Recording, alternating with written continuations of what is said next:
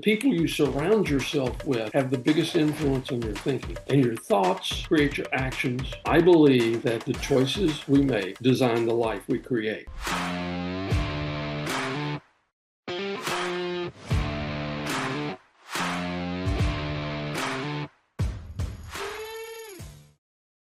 Welcome back, ladies and gentlemen, to the Salem Speakers Podcast. My name is Jacob Salem, and I am your host. Today's guest spent more than 3 decades helping organizations and individuals unlock their potential by making intentional decisions that create extraordinary results. Tom Ward is a transformational leadership speaker, executive leader, author of The Power of Living by Design, and someone who believes that our lives are shaped far more by the choices we make than the circumstances we face. Over a 37-year career in operations management, including 20 years in executive leadership with companies like Procter Gamble, Frito-Lay, Campbell Soup Company, and Rubbermaid Commercial Products, Tom has helped leaders navigate change, build stronger teams, and unlock the potential that already exists within people.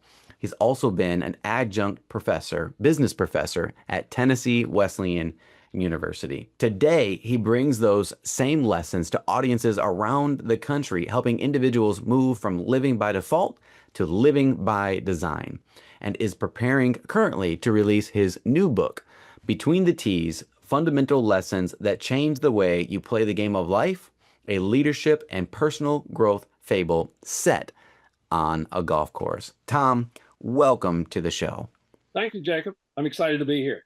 Well, I'm so excited that you're here as well. Let's start with kind of a softball question, if you will, that I think sits at the heart of everything you teach.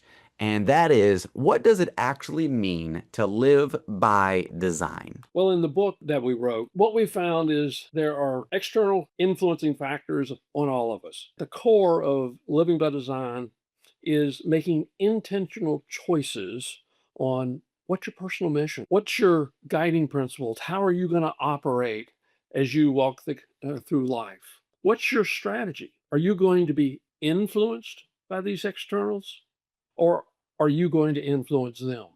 Are you going to create your circle, your inner circle that uplifts and inspires? And are you going to uplift and inspire others? And then finally, do you have a set of goals out there that moves you forward? I could ask a lot of questions, but the core of it is, are you making intentional choices in your life that lead you down, not just lead you down, but lead you to where you want to be?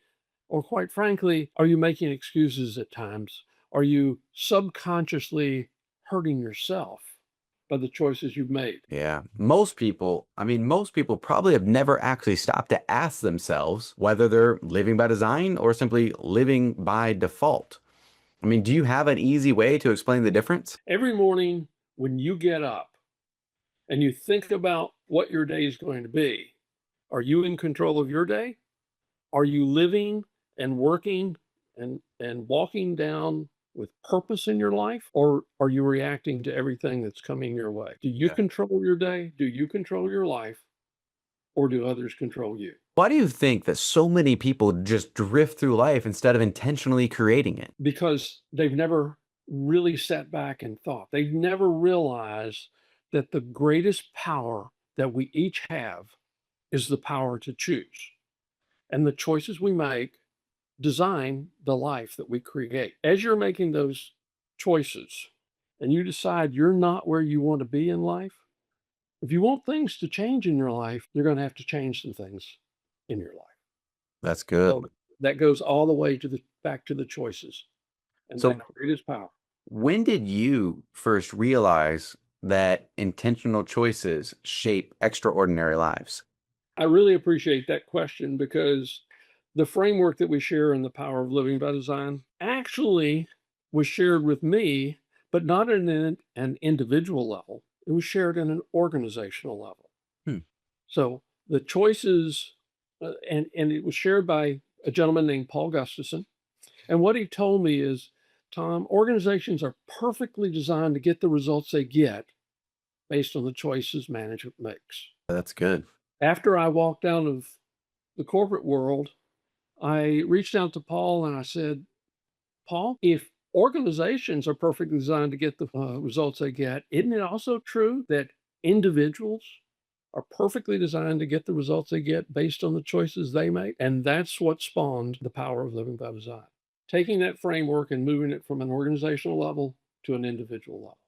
Yeah, I love that. What's one decision that has had the biggest impact on your own personal life? It's the people that I bring into my circle. Those people influence your thoughts. When I met a gentleman back in 1985, his name was Ed Foreman. You may have heard of Ed. Ed was a legendary speaker. He developed the course, the Successful Life course, and he helped encourage and inspire people like Les Brown. Yeah. Les went through his course. So when you're able to bring in people like that, like Earlene Vining, like Paul Gustafson, your thinking changes. You're not just thinking the way your neighbor was. You're thinking with people who think big and help you think big. You know, the people you surround yourself with have the biggest influence on your thinking, and your thoughts create your actions. Your actions repeated over and over again become your habits, and your habits, that's how people judge your character. Yeah, that's right. Do you think that someone can completely change the direction and the outcome of their life by simply choosing to change the decisions that they make today? I think there are 5 fundamental choices that you want to master.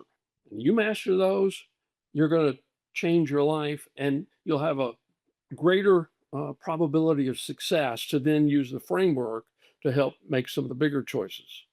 But those are the 6 choices that are the choices that help you win at the game of life.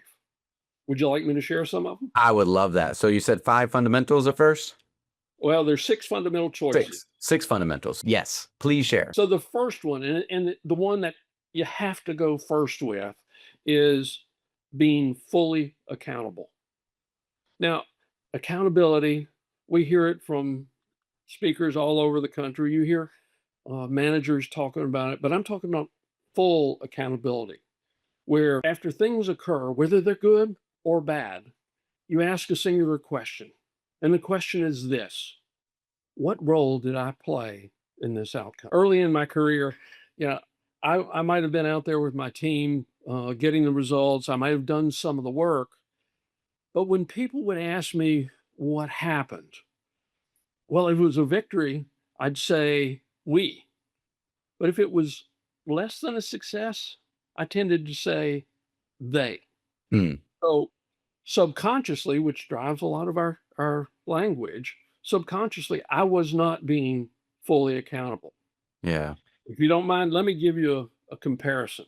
Okay. Early in my career, about 8 months after I'd finished my training program with Procter Gamble, I was running a shift on the midnight shift, 12 and a half hour shift. In the last 30 minutes, we were having jam after jam after jam uh, in what was called the overhead conveyor. One of my technicians made a change in the rail, it eliminated the jam, but it created an even bigger problem, Hmm. a quality problem. This was 1976. Hmm. $100,000 is what it took to resolve that problem. Wow. We had to throw 2.5 days worth of product away. Wow. Now, you can imagine the pressure on the plant manager to identify the leader that screwed this up. That would have been me. Hmm. That's not what he did.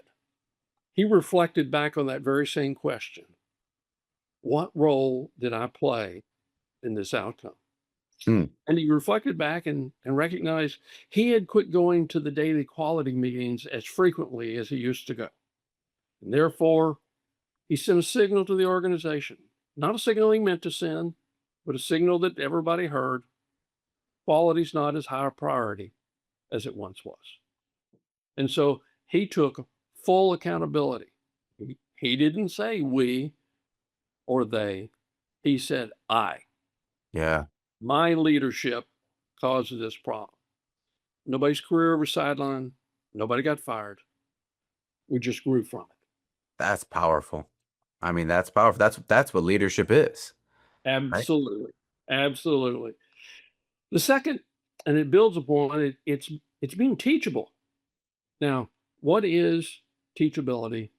A lot of people think of about it is it's learning new information. It's going to the seminar. It's reading the new book. Well, that's only part of it. The Yeah. willingness to learn new things is, yeah, that's important.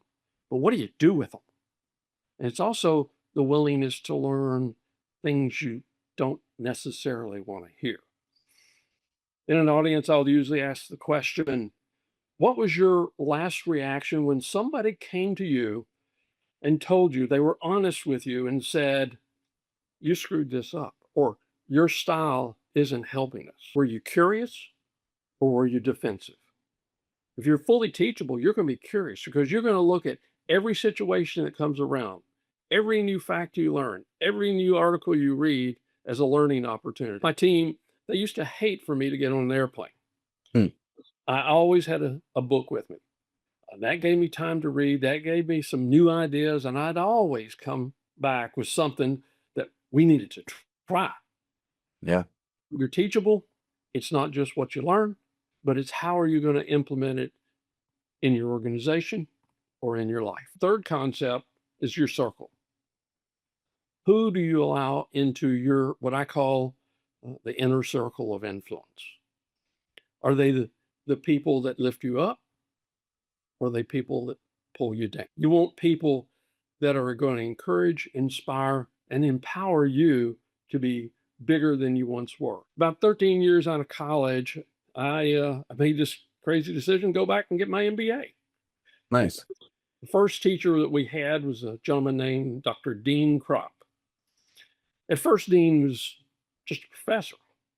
And then after a little while, we got a little closer. I started asking him for advice on who were some of the graduates that I might want to hire. Beyond that, we got even better where he'd start sharing the theories he was working on, and I could bring it to a more practical level for him. Of course, we usually did that over a glass of wine, but later together we developed a manufacturing excellence audit. Now, if I hadn't brought him into my circle, a lot of those things I wouldn't have a chance to do. Yeah. First, he brought me on a board for a new degree. He got me on the computer integrated manufacturing team there at Washington University. And he became so close and such a friend that I actually taught a couple of his courses at the end of his career. That's awesome. So who you bring either lifts you up, holds you back, pulls you down.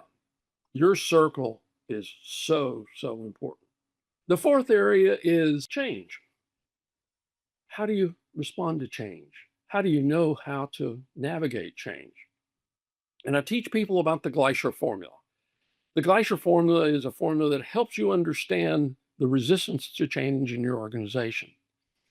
Are people dissatisfied enough that they want to change? Do they understand? And is the first step that you ask them to take, is it practical? If the product of those three is greater than their personal cost to change, change is inevitable. They'll follow you along the way. Now, again, I have to tell on myself once. I was leading a real large change in my career. We're going to transition my whole organization from a group of siloed functions, if you will, called operations, to a true supply chain. And I had these great ideas. I knew where I wanted the organization to go. But one day I was walking into work with one of my key leaders. His name was Jeff. And Jeff told me, looked over at me and says, Tom, I like to run races on the weekend, don't you? And I said, yeah. He said, well, Tom, it's awful hard to follow the leader in a race when he's over the horizon. Hmm. Kind of hit me between the eyes. What he was telling me was, Tom, you're going too fast. I had to slow down. In order for the rest of the organization to be able to move forward, I had to change what I was doing. They were doing fine. I was the one that needed to change. So I got the opportunity to take them to a few other plants, a few other manufacturing sites so they could see and feel the difference. I was blessed to start in a plant that was very different. I knew it could happen. sent them articles, did other things, put them with a great individual, and we redefined the entire organization. And they did a fabulous job with it. But if I hadn't changed, it would never have occurred. So we can use the Gleicher formula to understand what was our problem. My problem, the vision wasn't clear enough, and the practical first steps weren't open and honest to them. The fifth thing is mastery. And we use the four levels of competence to help people understand that moving from things you don't know to, we call that unconscious incompetence, to unconscious competence. It's a 4-step process. It's a very natural process. But the key is to know what you need to do to move to mastery. You need to know where you are. The other thought there is, you know what? We all start at level 1. Tom Brady and Peyton Manning, they didn't start at level 4 passers where it was automatic. And, some great orators out there didn't start at level 4. Yeah. I know my first chance to speak on stage in the 3rd grade, totally forgot the poem I was supposed to read. I started at level 1, Yeah. just like everybody else. And the last one I owe to the CEO I worked for with one of the companies. His name is Bill Brandt. He developed the 7-step process. And what it is the creative process of growing and developing and creating new visions. So those are the 6 fundamentals that Johnny Walker teaches Trent in the book that you referenced a few minutes ago. Yeah. Once you master those, you can master anything and you take complete control of your life. Well, I love that. And thank you so much for sharing it. You bet. I'm excited to hear more about your forthcoming book that we spoke about briefly before we kick this off. Your new book coming, which is going to be called Between the T's, Fundamental Lessons That Change the Way You Play the Game of Life. I love the concept of teaching leadership and personal growth through a story set on a golf course. So I'm excited to hear more about it. Would you mind telling our listeners a little bit more about it? Sure. It starts with the golf professional actually having succeeded. But then he reflects back to where it all started and what happened. See, he was a frustrated, short-tempered golf professional with loads of talent swinging the golf club. But he blamed everything that happened bad on his caddies. He got to the point where when he came to this one tournament, the Knoxville Open, nobody would caddy for him. The local golf professional had to find somebody that would caddy for him. And that was Johnny Walker. And Johnny Walker walks the 18 holes of a practice round with him. And it's more than just walking. Goes between the tees. He brings the awareness to Trent that you got some problems, more mindset than physical. And then he shares the 6 lessons that we just went through. And it sets up then the next book that'll come out in about a year, where we'll once again go through that framework that was in The Power of Living by Design. That's awesome. Do you actually have a set release date for this, or is it still pending? I don't have the release date yet. It's at the publisher. It's been approved. We've designed the cover, but I'm expecting September, October. That would be awesome. Well, I look forward to getting my own copy and being able to read it as well. As you look back over your career, and we're looking at everything from corporate leadership to teaching, writing, speaking, what are you personally most grateful for? I'm grateful for the opportunities that came my way. But what I'm most grateful for are the individuals that I was able to help. About 3 days ago, I got a phone call from one of the managers that worked with me when I was at Campbell Soup. Jeff was a growth-oriented individual, great young man, knew warehousing inside and out. lots of potential, but he was on the operational leadership level. And I wanted to get him more skills. So I moved him out of that position and gave him one of those really stretch assignments, an assignment where he had to expand and share and grow a new vision, an assignment where, quite frankly, some of the leaders in the organization were going to push back. They weren't going to want to hear what he said because it was going to say their organization wasn't where it was needed to be, and where he was going to have to create change through influence, not being the individual in power or in control. And during that conversation, I learned that he was now a partner in 3 different businesses. They started with revenues of 0, and today it's over $400 million. Wow. And he shared with me, Tom, you're one of the 3 people that I look back and say, you made a difference for me. I love that. And I'm most grateful for being able to help others. Man, that literally tees up and almost answers the next question, but I want to ask it anyway. When people hear the name Tom Ward years from now, what do you want them to think? I want them to think, I believe in them. Hmm. I believe that there's opportunity for growth for every single one of us, myself included. And it goes back to, I guess, what we said earlier.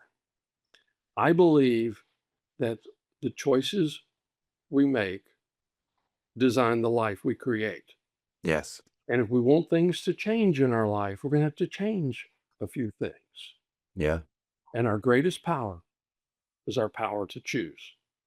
And if they can take that one thing, that one circular, because if you think you can start at any of those and they work together. But if they can take that, and I've helped them make the next step or make a big step like Jeff did, that's the legacy I'd love to leave. I love that. Sounds like you're already accomplishing it and doing just fine. Let's just go with some rapid fire questions. Sure. What's one habit that changed your life? Getting up early. I like that. I like that. Beating the sun up type of conversation? I'm a 5:30 type guy. I love it. Yeah, my dad taught me growing up, early to bed, early to wise, makes you healthy, wealthy, and wise. I'm a morning person myself, and right there with you. What's one leadership principle that everyone should learn? You can't expect others to be teachable if you're not. You can't expect others to be accountable if you're deflecting instead of owning. Yeah, that's good. What's one thing that most people overthink? They overthink the specifics. They overthink what they want to do, and they underthink why they should be doing it. That's good. That's good. What's one thing that people should do every single day? Read. Powerful. Yeah. What's one word that describes your mission? Teach. My mission is to be the teacher and coach that helps others achieve their fullest potential, to be enthusiastic, extraordinary, passionate achievers. That's my mission. In one sentence only, what does living by design mean to you today? Making intentional choices that are aligned with my mission and help me keep growing. I love that. Well, Tom, I'm so glad that you took time out of your day to be here for myself and for our listeners. You know, one thing I love about today's conversation is the reminder that none of us accidentally become the people we're meant to be. Great lives are truly built intentionally. Great leaders are developed intentionally. Strong relationships are nurtured intentionally. And every day we have to make choices. And eventually those choices make us. So for everyone listening today, don't let life happen to you. Decide today who you want to become. Choose the habits that align with that vision and begin living by design instead of by default. Tom, where can somebody connect with you to learn more about your work, learn about your books, or even just speak with you directly or hire you for speaking or coaching, where can we go to learn more about Tom? Sure. We've got a new website that's coming up. It's thetomward.com. And my email, if you want to get to me directly, is connectwithtomward@gmail.com. Awesome. Well, I would look him up. So that was the new website is thetomward.com, and Right. then also gave out that Gmail. So thank you so much, my friend. Thank you for being here. And for those listening for us today, thank you so much for joining another episode of the Salem Speakers Podcast. We'll see you next time. Thank you, Jacob.